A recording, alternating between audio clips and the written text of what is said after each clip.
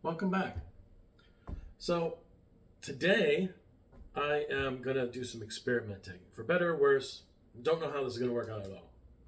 But I'm going to try to blend some whiskeys. Now, the reason for going down this road is that my brother got himself invited to go down to Memphis to blend some whiskeys for another YouTube channel. They've got a much larger than this one.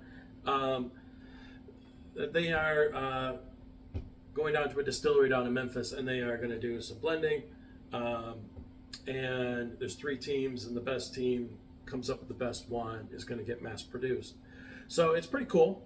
I might even be able to get a chance to help out with that. We'll see how that goes.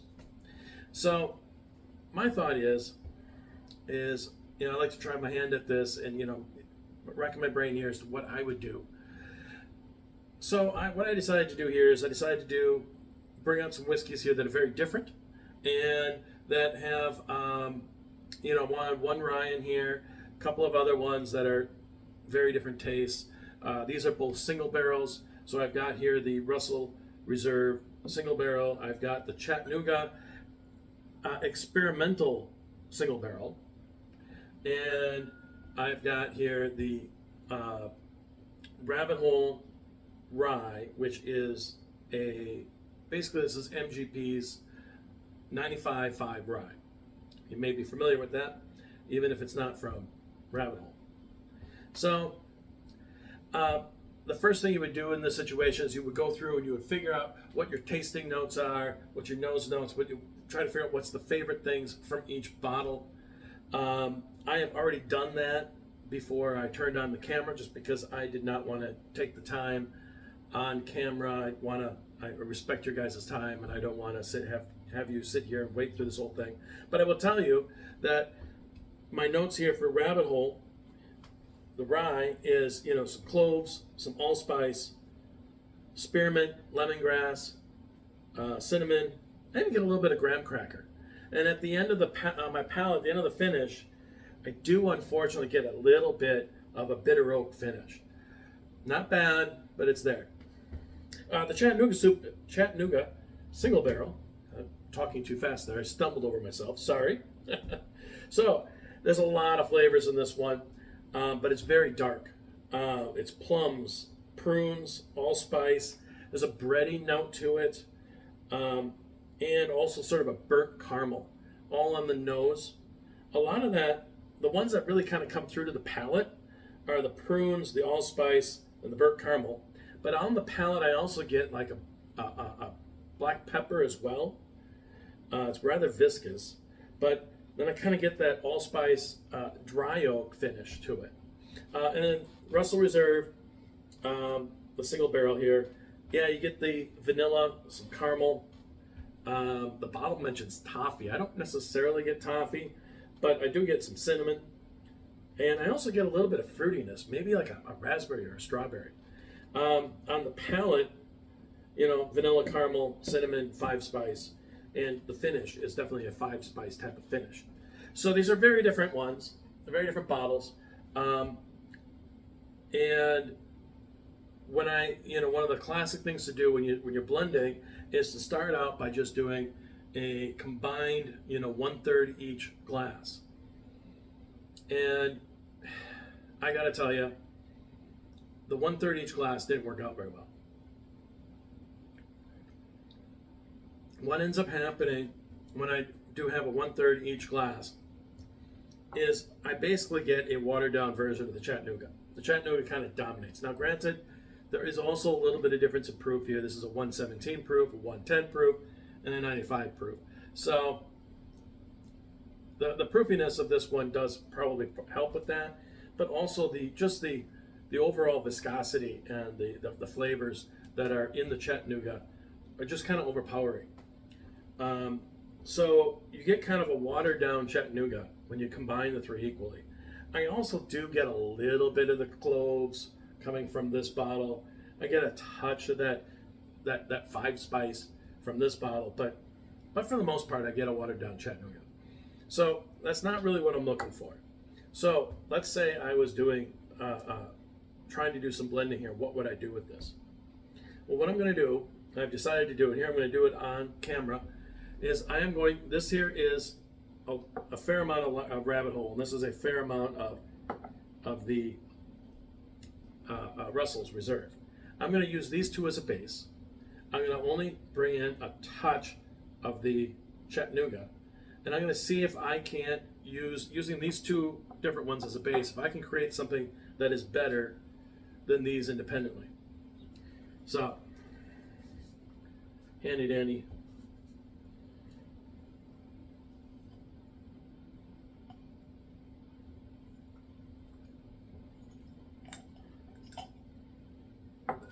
Let's see if this works.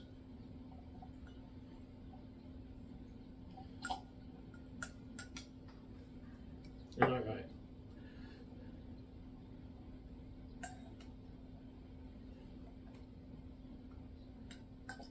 Huh. What am I doing, right? We're in the wrong one. I'm gonna keep that separate. I'm gonna go straight out of the bottle here. Told you I'm experimenting on the fly. This is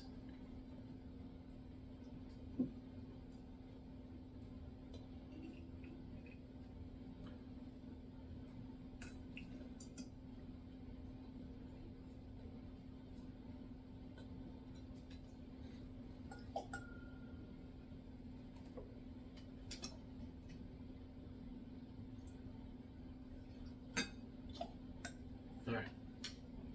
So there we go. I have a little bit in each one.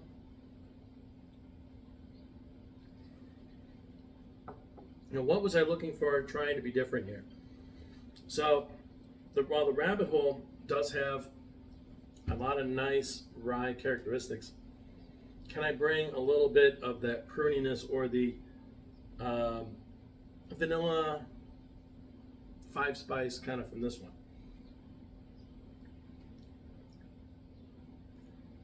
And I do get, I think, a more well-rounded rabbit hole.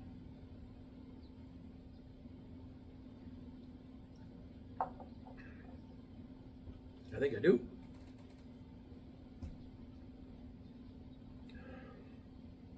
I gotta tell you, this one here is lovely.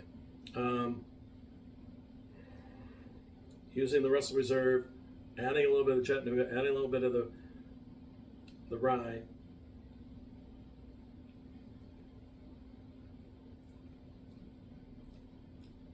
Wow.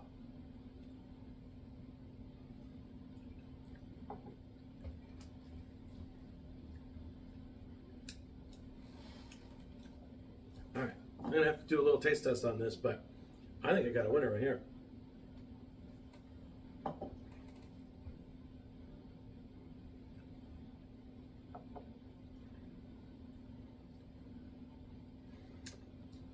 So what I don't like about the Russell Reserve is it's probably the most even blended of the three, but it still kind of has that bit of a biting finish to it that yeah, you know, I think could be improved upon. From the Chattanooga, you know, I think the prunes and the breadiness and everything is just a little overpowering. What's interesting is I just get a sense, a little touch of that viscous pruniness. Maybe a little bit of the high notes from the rye. That actually worked out really well. So,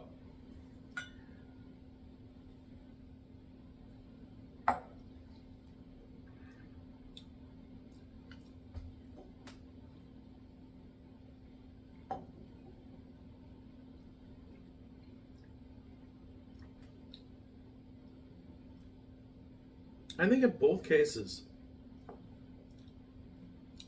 here, I think I came up with something here that's better than the regular rabbit hole. And I think I came up with something here that's better than the standard Russell Reserve.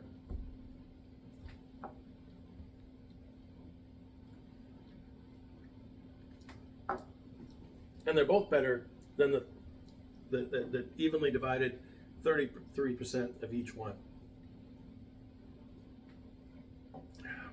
The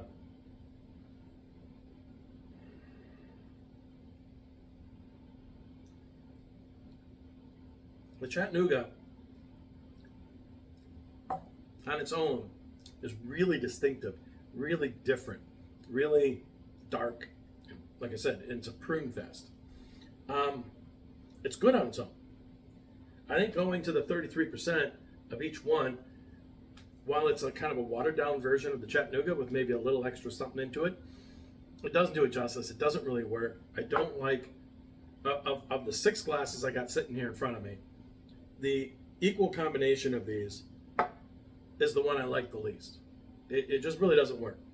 I like the Chattanooga on its own, right? But it just really doesn't. I mean, this is really basically the way it's got to be. I didn't like messing with it, and I don't think it would make a good base for a mix. But it is, I have to say, when you just pick a little bit of it and add it to a larger percentage of something else, I think it's a great little supplement, right? So I like, if I were to pick these in order, I think I would take the 33% dead last. The Rabbit Hole Rye, I'm going to put it in 5th, the Chattanooga in 4th, and the Russell Reserve in 3rd. Although these are pretty close. They're just really different. Using the Rabbit Hole as the base and adding a little bit of the other two, I'll put in 2nd.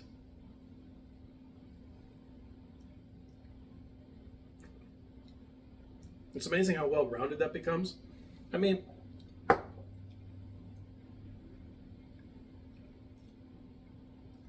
might have to change that. I might have to say 6th, 5th, 4th. This is 3rd. The regular Russell Reserve as 2nd.